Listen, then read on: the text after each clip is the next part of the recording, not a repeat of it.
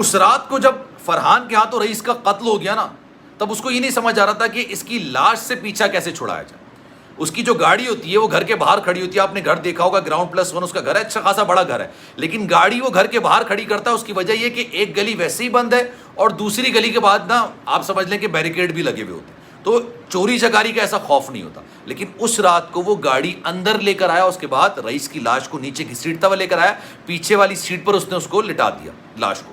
آمنہ یہ بیان دے رہی ہے کہ پیچھے کیا رکھا ہوا تھا مجھے نہیں پتا، مطلب حیرت یہ ہوتی ہے کہ 23 سال کا لڑکا 6 فٹ کا بندہ پیچھے لیٹا پڑا ہوا ہے، مرا ہوا پڑا ہوا ہے، اور آمنہ کو اس بات کی خبر نہیں۔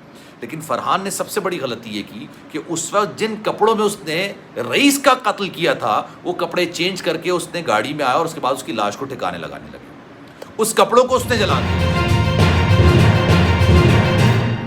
بسم اللہ الرحمن الرحیم، السلام علیکم، آپ سبھی کو خوش آمدید۔ میں ہوں سلمان مرزا اور آپ دیکھ رہے ہیں میرا یوٹیوب چینل اور Facebook page sum up with Salman Mirza.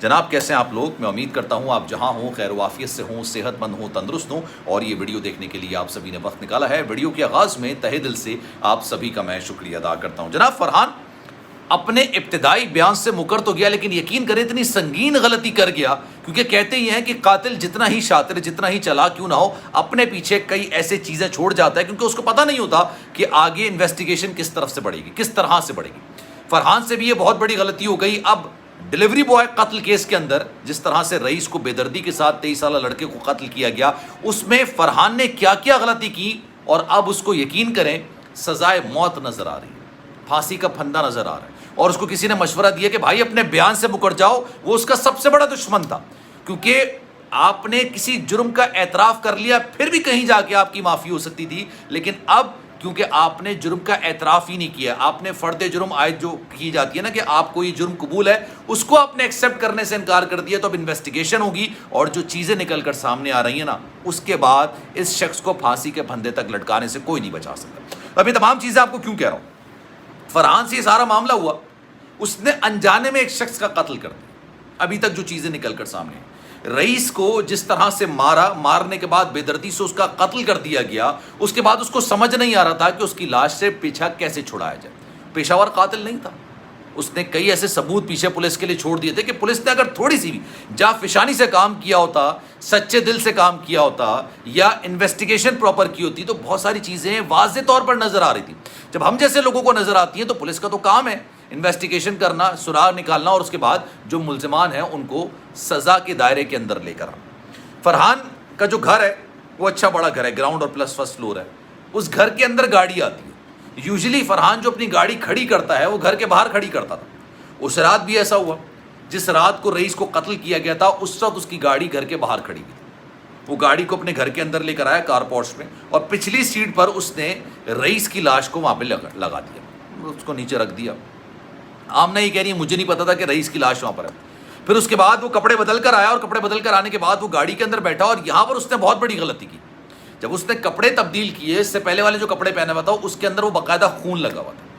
اس نے کپڑے تبدیل کیے، گاڑی کے اندر آ کے بیٹھا، اپنی بیوی آمنہ کو بٹھایا، اور اس کے بعد وہ گاڑی جی ٹی روڈ پر آ گئی۔ جی ٹی روڈ پر یہ لوگ چلتے رہے، ان کو نہیں سمجھ آ رہا تھا کہ جناب کس طرح سے اس لاش سے چھٹکارا حاصل کیا جائے۔ آمنہ یہ کہہ رہی ہے کہ یار پیچھے ایک لاش رکھی ہوئی ہے 23 سالہ لڑکے کی، 6 فٹ بندے کی، اور ان کو یہ نہیں پتا تھا کہ پیچھے کیا رکھا ہے، ان کو تو نہیں پتا تھا، اندازہ ہی نہیں تھا۔ خیر جناب اس نے دوسری بڑی غلطی یہ کی کہ جب وہ ساری لاش کو ٹھکانے کے لیے گھر آ گیا، اس کے بعد اس نے گاڑی کو مکمل طور پر دھلوا دیا۔ گاڑی جب دھوئی جاتی ہے نا، آپ سب نے گاڑی کہیں نہ کہیں کبھی نہ کبھی دھلوائی ہوگی، گاڑی کا انجن روم دھویا جاتا ہے، باہر سے دھوئی جاتی ہے، ڈگی دھوئی جاتی ہے گاڑی کی، اندر سے ویکیوم کیا جاتا ہے گاڑی، ہوا کا پریشر ڈالا جاتا ہے اور ویکیوم کیا جاتا ہے تاکہ اندر کی جو گرد ہے نا وہ نکل آئے، اندر پانی کا پریشر نہیں مارتے۔ فرحان کے رئیس کے جو خون کے چھینٹے پچھلی والی سیٹ پر موجود تھے وہ اس نے اپنے ہاتھ سے صاف کیے، اور اس کو لگا کہ شاید یہ خون کے دھبے مٹ چکے ہیں، یہ خون کے دھبے اس طرح سے نہیں مٹتے۔ اب اس کے بعد اس نے اس بات کا فیصلہ کر لیا تھا کہ میں خود پولیس کو جا کے نہیں بتاؤں گا، پولیس میرے دروازے پر آئے گی تو کہیں نہ کہیں جا کے میں اعتراف جرم کر لوں گا، اور یہ بات کہہ دوں گا کہ جناب غیرت کے نام پر میں نے قتل کیا ہے، کیونکہ میری بیوی کو یہ تنگ کر رہا تھا اور میرے پاس ایویڈنس موجود ہے تنگ کرنے کی، کیونکہ ایک سائیڈ کی سٹوری اس کو پتا تھی۔ اس وقت تک اس کو یہ آئیڈیا نہیں تھا کہ آمنہ کے ساتھ اس لڑکے کا رئیس کا ریلیشن شپ چل رہا ہے باقاعدہ۔ آمنہ نے یہ بتایا کہ مجھے تنگ کرتا ہے۔ اب پھر کیا ہوا؟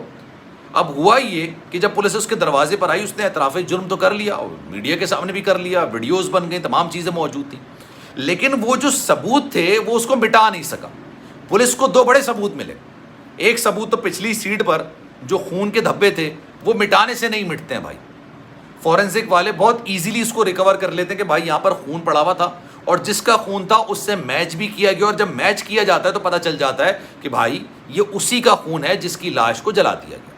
پہلی چیز تو یہ ہوگی۔ دوسرا، جب وہ کپڑے بدل کے گاڑی کے اندر آیا تھا اور گاڑی کے اندر آ کے بیٹھا تھا اور لاش کو ٹھکانے کی کوشش کر رہا تھا، تو اس نے وہ کپڑے جلا دیے جو پہن کے گیا تھا تاکہ کسی کو پتہ نہ چلے کہ بھائی میں یہ کپڑے پہنا ہوا تھا۔ لیکن جن کپڑوں میں باقاعدہ اس نے خون کیا تھا، جس کے چھینٹے رئیس کے خون کے چھینٹے اس کے کپڑوں میں لگے ہوئے تھے، اس کو اس نے صرف ڈرائی کلین کروا لیا، اس کو اس نے ڈرائی کلین کرا لی۔ لیکن مزے کی بات، اس سے بھی خون کے چھینٹے مٹتے نہیں، خون کے چھینٹے وہاں پر ہی موجود۔ دوسرا ثبوت پولیس کو وہ لگا، اور اس کے بعد سب سے بڑی دشمنی کسی نے رئیس کے فرحان کے ساتھ یہ نکالی ہے کہ اس کو یہ بول دیا کہ بھائی اپنے دیے ہوئے بیان سے مکر جاؤ، اور اس کے بعد یہ ہوا کہ جتنے بھی ثبوت ہیں نا اس کے خلاف کھڑے کر دیے گئے۔ اب فرحان اگر عدالت کے اندر جھوٹا بیان دیتا ہے اور وہ جھوٹا بیان ثابت ہو جاتا ہے تو اس کی سزا الگ ہے، اور کسی کو قتل کیا اس کی سزا الگ ہے۔ اس سے پہلے اگر وہ اعتراف جرم کر لیتا، اس کے بعد دیگر چیزیں بتا دیتا کہ بھائی ایکسیڈنٹلی ہو گیا، اتفاقیہ طور پر ہو گیا، جان بوجھ کر نہیں ہوا، میں نے جان بوجھ کے نہیں کیا، میری بیوی کو تنگ کر رہا تھا، مجھے غصہ آ گیا، غصے کو کنٹرول نہیں کر سکا، تو اس کی سزا بہت منیمم ہوتی ہے، کیونکہ یہ سارا معاملہ ایکسیڈنٹل ہوا۔